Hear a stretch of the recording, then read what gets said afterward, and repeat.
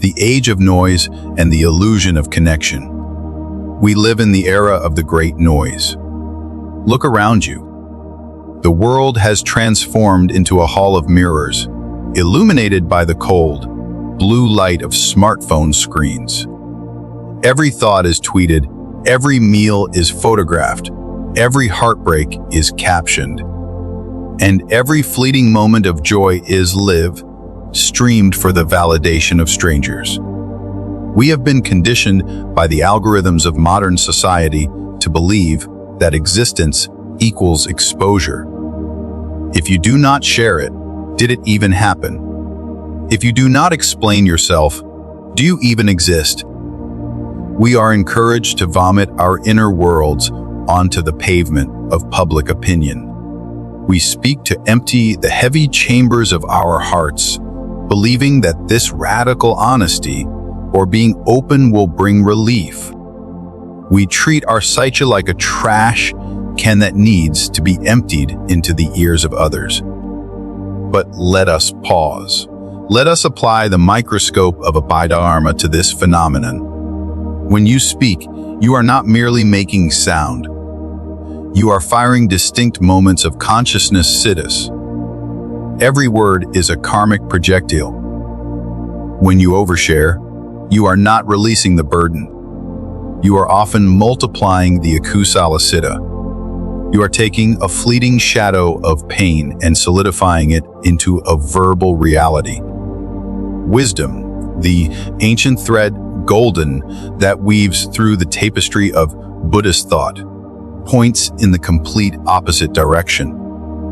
The Buddha, the great physician of the mind, reminded us that silence is not emptiness, it is discernment. It is not the absence of sound, but the presence of awareness. Today, many of you feel a phantom weight. The more you talk, the heavier you feel. You explain your trauma, yet it hurts more. You announce your plans, yet they crumble. You share your peace, and it evaporates like morning mist under a harsh sun. This is not a coincidence. It is a metaphysical law. Not every thought needs a voice. Not every feeling needs an audience. And certainly, not every truth needs a defense attorney. Peace is a fortress, not a marketplace. In this deep reflection, we will initiate the infinite bloom protocol. We will dissect reality through the lens of the Yogacara school, realizing that our world is a projection of our internal seeds. We will use Madhyamaka to deconstruct the emptiness of our need for validation. We will explore 8 specific facets of your life that, according to ancient wisdom, are best kept in the sacred vault of silence. These are not rules for suppression, they are strategies for liberation. If you are tired of leaking your energy into a void that does not care, listen closely. If this frequency resonates with your DNA, anchor yourself here. Like, subscribe, and leave a comment to signal your presence in this community of awareness. Let us begin the transmutation. 1. The ghost theater regrets of the past. The first thing you must learn to seal within the crypt of silence is your past regrets. Many people walk through life as if they are dragging a heavy, rusted chain behind them. They turn their past mistakes, their could, bins, and their should, have dones into a script that they recite to anyone who will listen. They sit at dinner tables, in coffee shops, or lie in bed with partners, retelling the story of their failures. I shouldn't have taken that job. I wish I hadn't said that to my father. If only I had chosen differently 10 years ago. Why do we do this? Psychologically, we are seeking absolution. Beneath the surface of this confession, there is a desperate, whimpering hope that the listener will play the role of a priest and say, "It is okay. You are forgiven." We want them to lift the weight off our shoulders.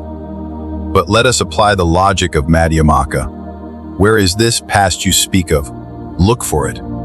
Can you touch it? Can you smell it? No. The past is empty of inherent existence.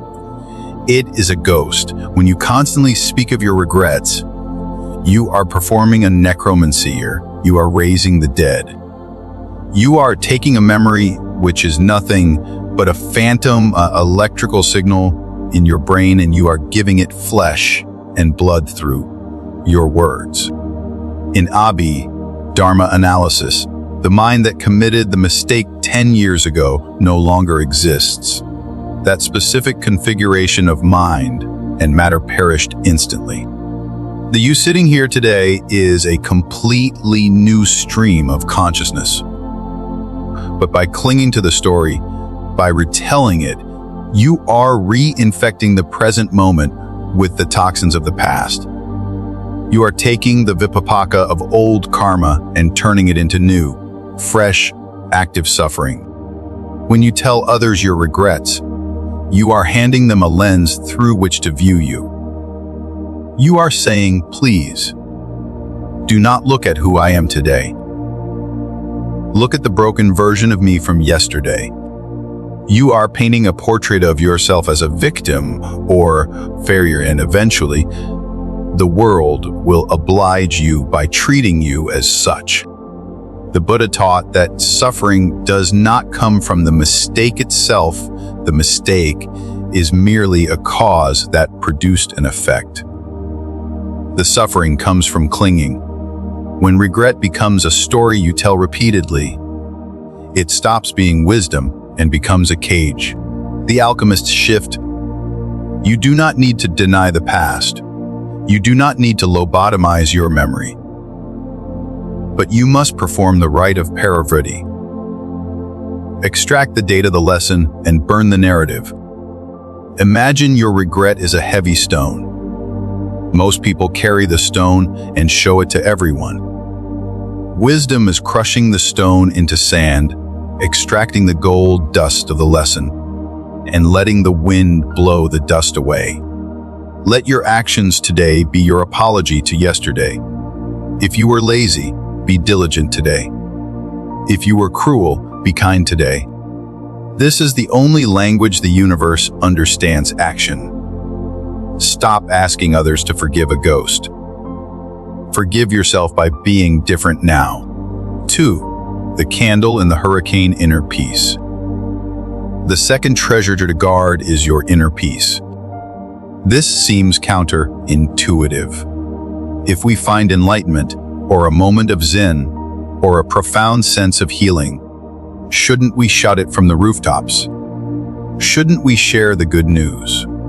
Observe the physics of a flame. A candle flame is beautiful, warm, and illuminating, but it is also vulnerable. If you take that candle and run out into the street, shouting, "Look at my fire! Look how bright it is!" The winds of the world, the winds of skepticism, jealousy, and chaos will blow it out. Inner peace is delicate in its infancy. It is like a newborn sprout. When you constantly explain, "I am so centered now," or "I have finally healed my chakras," or "I am vibrating at a high frequency," you are engaging in a subtle form of ego structuring. You are turning peace into an identity badge. Yogacara teaches us that the world is a reflection of the storehouse alaya, Vijnana. When you project your internal state outward for validation, you invite the projections of others back in. You tell a friend about your newfound peace, and they might say, "Really? You still look stressed to me," or "Let's see how long that lasts." Suddenly, a seed of doubt is planted in your storehouse alaya, Vijnana. You start checking your own peace. Am I really peaceful, or am I faking it? The observer effect collapses the wave function. The peace wobbles. It becomes a performance. True peace does not require a press release. The logic of Madhyamaka reveals that true peace is the cessation of dualistic concepts. It is the silence between the notes. When you try to capture it in words, I am peaceful, you have created a duality, I in peace. You have separated yourself from the state of being. The alchemist shift. Treat your peace like a secret garden behind a high wall. You do not invite tourists in. You simply sit in it. Let your peace be felt, not heard.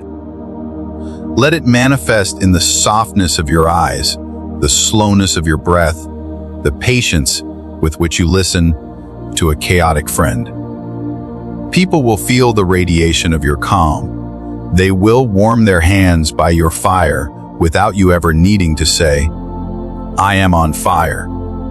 The most powerful spiritual master is the one who sits in the room and says nothing, yet everyone leaves feeling lighter. Be the atmosphere, not the announcer. 3. The golden cage's material success. The third element to keep veiled is the extent of your material success and wealth. Modern capitalism is built on the architecture of envy. It commands us, if you have it, flaunt it. We post the new car, the promotion letter, the luxury vacation. We tell ourselves we are sharing our joy or inspiring others. Let us cut through the delusion. In the deep analysis of Abhidharma, the mind state of lobha and mana are sticky, toxic energies. When you broadcast your success, you trigger Issa in the minds of others. You may think your friends are happy for you, and on the surface, they may smile. But deep in their subconscious, the comparing mind activates. Why him and not me? She doesn't deserve that. This creates a psychic turbulence around you. You attract the evil eye not in a superstitious sense, but in a very real, energetic sense. You become a target for projection, for requests, for judgment. The money that was supposed to bring you freedom now brings you a new job, defending your status. Furthermore, Madhyamaka teaches the emptiness of ownership. Success is merely the result of infinite causes and conditions coming together, your hard work. Yes, but also timing, genetics, the economy, the help of others. It is dependent origination. To claim it as mine and to display it is to cling to a temporary illusion. When you tie your identity to what you have, you are building your house on quicksand, because nature dictates that all compounded things are impermanent. If you brag about the climb, you will be mocked during the fall. The alchemist shift. Practice the art of the gray rock. Be uninteresting about your wealth. When asked how business is, say, it is steady, I am grateful. True wealth is the ability to be content without an audience. A person who knows they have enough does not need to prove it to the beggar or the king. Keep your finances mysterious. This protects you from parasites, but more importantly, it protects your own heart from arrogance. It allows you to move through the world defined by your character, not your credit limit. When you detach from the need to be seen as successful, the success becomes lighter. It becomes a tool for Dharma, not a shackle for the ego. 4. The ink in the water, negative thoughts. The fourth thing to filter is your negative thoughts and complaints. Complaining feels like a relief valve. The pressure builds up, the traffic is bad, the boss is stupid, the weather is awful, and we feel we must vent. We think that by speaking the negativity, we are getting it out. You are not getting it out here, you are watering the seeds. The mind is a field. Every time you articulate a complaint, you are strengthening the neural pathway of negativity. You are telling your reticular activating system to look for more, things to complain about. If you drop a single drop of black ink into a glass of clear water, the whole glass darkens. Your words are that ink. When you speak negativity, you pollute the dharma, dhatu around you. You make the room heavy. You make the listener tired. In a B, dharma, this is called right speech. It is not just a moral rule, it is a protective mechanism. Speech is energy. Negative speech creates a vibration of dissonance. But shouldn't I be authentic, you ask? Shouldn't I express my frustration? There is a difference between processing emotion and broadcasting pollution. Complaining is usually a loop, a broken record that solves nothing. It is a form of laziness where we use words to avoid taking action to change the situation. The alchemist's shift: observe the negative thought. See it as a cloud passing through the sky of awareness. Do not grab the cloud and shove it into someone else's face. If a thought is not helpful, true, and kind, let it die in silence. This requires immense strength. It is the discipline of the warrior. When you stop voicing every irritation, you starve the negativity of oxygen. Eventually, the mind realizes that complaining yields no reward, and it stops generating the complaints. You become a person of solutions, not a broadcaster of problems. The silence becomes a filter that turns poison into nectar. 5. The cracked mirror: personal relationship struggles. The fifth secret: to keep the detail of your relationship struggles. When we fight with a spouse, a parent, or a sibling, the ego feels threatened. It screams for allies. We run to our friends or colleagues and tell them, can you believe what he did? She is so unreasonable! We are seeking a jury. We want a verdict that we are innocent and the other is guilty. But here is the danger, illuminated by Madhyamaka. Relationships are complex webs of pratitya samapada. There is no single villain and no single victim. Everything is a dance of cause and effect. However, when you tell the story to a third party, you are freezing a fluid situation into a static snapshot. You paint your partner as a monster based on one moment of anger. Your friend, out of loyalty to you, will agree. Yes, he is toxic. You should leave him. Now, you have a problem. You and your partner might make up tomorrow. The energy flows, forgiveness happens. But your friend, they still hold the image of the monster you painted. You have permanently damaged the reputation of your loved one in the eyes of your community. You have created a distortion field that makes future healing harder. Yogacara teaches that we never really see the other person, we see our projection of them. When you vent, you are not describing reality. You are describing your own hurt ego. You are recruiting others to participate in your delusion. The alchemist shift, the courtroom of one. Resolve conflicts within the container of the relationship. If you must speak, speak to a neutral professional who acts as a mirror, not an ally. Keep the sanctity of your bond private.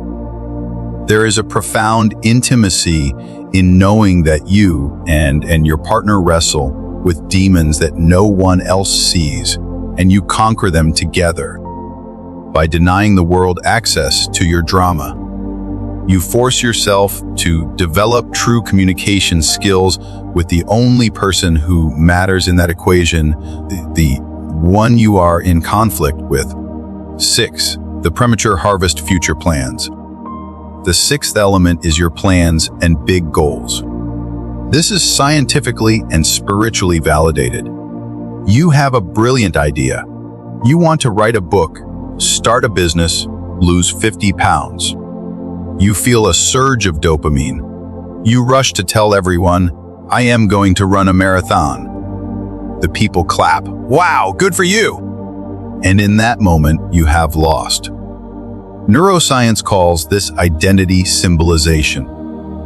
When you announce the goal and receive praise, your brain registers the goal as already achieved.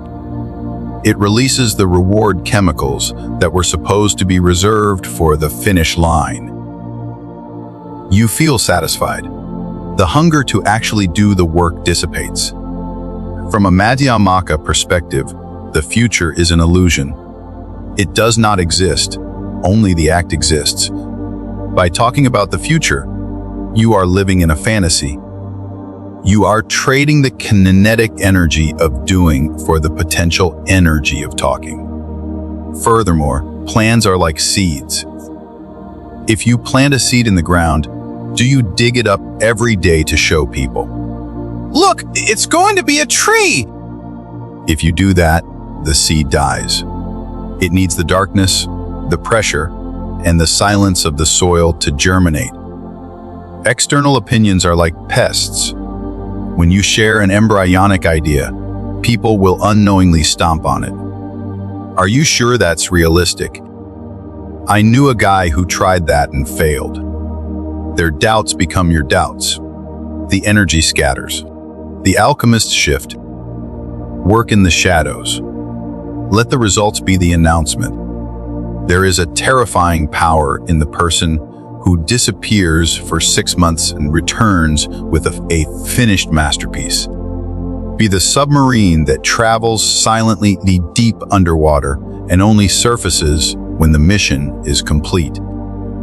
Let your silence build the pressure. Use the urge to tell people as fuel. Every time you want to brag about what you will do, put that energy into doing one more rep, writing one more page, saving one more dollar. 7. The sacred chamber, deep vulnerabilities. The 7th item is your deepest vulnerabilities and weaknesses. Modern psychology often fetishizes vulnerability. Be open. Show your scars. Yes, vulnerability is strength, but only when shared with the worthy. The Buddha taught discernment. You do not throw pearls before swine. If you reveal your deepest insecurities, your childhood traumas, and your darkest fears to people who have not earned the right to hold them, you are not being brave. You are being reckless. In the ruthless analysis of Yogacara, the world is full of beings operating on different levels of consciousness. Some are driven by compassion, but many are driven by the survival instinct, by power dynamics, by manipulation. Information is leverage. When you tell a casual acquaintance or a competitive colleague about your weakness, you are handing them a weapon. They may not use it today, but in a moment of pressure, that information can be used to undermine you, to mock you, or to control you. Madhyamaka reminds us of the middle way. The middle way between emotional repression and emotional exhibitionism. Wisdom is knowing who belongs in your inner sanctum. The alchemist shift. Curate your circle. You should have 1 or 2 people, perhaps a mentor, a lifelong friend, or a partner who have proven their loyalty over decades. These are the keepers of your soul. To them, you can be naked. To the rest of the world, maintain a benevolent armor. You are human, you are relatable, but you are not exposed. Treat your trauma as sacred ground, not a tourist attraction. By protecting your vulnerabilities, you honor yourself. You stop looking for a savior in every stranger and start cultivating the resilience to heal yourself. 8. The invisible root good deeds. The 8th and final secret is your acts of kindness and charity. This is the ultimate test of the ego. We are conditioned to want credit. If we donate to charity, we want our name on the plaque. If we help a friend move, we want a loud thank you. But a B, Dharma explains that the purity of a kusala siddha is tainted the moment self-view enters. When you do a good deed and then tell someone about it, you are effectively conducting a transaction. You are buying praise with your kindness. The karma is no longer pura, it is mixed with vanity. The concept of dana paramita in Mahayana Buddhism speaks of the threefold purity. No giver, no receiver, no gift. When you announce your good deeds, you solidify the giver. Look at me, I am so generous. This inflates the ego, which is the very thing Buddhism tries to dismantle. A good deed kept secret is like an invisible root system. It nourishes your character deep underground. It builds a reserve of merit that protects you. But a good deed exposed to the light of public applause dries up. It becomes a social currency, not a spiritual one. The alchemist shift, be the ninja of kindness. Pay for someone's meal anonymously. Pick up trash when no one is looking.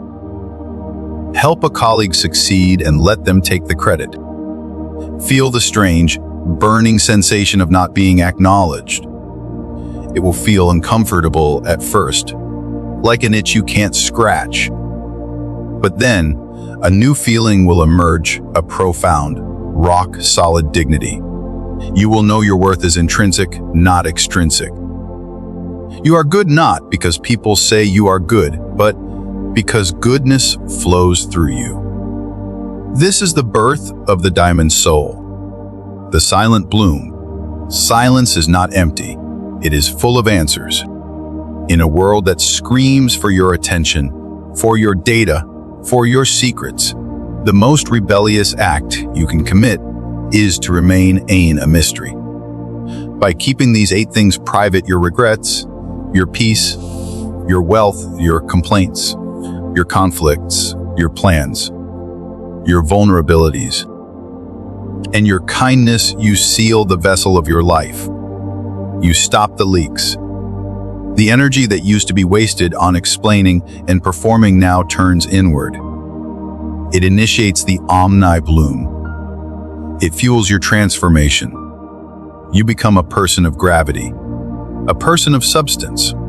Imagine yourself as the ocean. On the surface, there may be waves and noise, but deep down, in the abyssal depths, there is total silence and immense power. Live from that depth. Let your life be the proof, not your words. If you have walked this path of logic and spirit with me, if you have felt the weight lift off your shoulders as you realize you no longer need to explain yourself to this world, then seal this pact. Do not just consume this wisdom, manifest it. Take a vow of discernment today. Choose one of these 8 things and stop talking about it. Watch how your reality shifts. Support this channel not just with a click, with your intention, like the video to break the algorithm of noise. Subscribe to join the Order of the Alchemists, and leave a comment below, not a confession, but a simple affirmation. I choose power. I choose silence. Walk gently, speak rarely, bloom infinitely.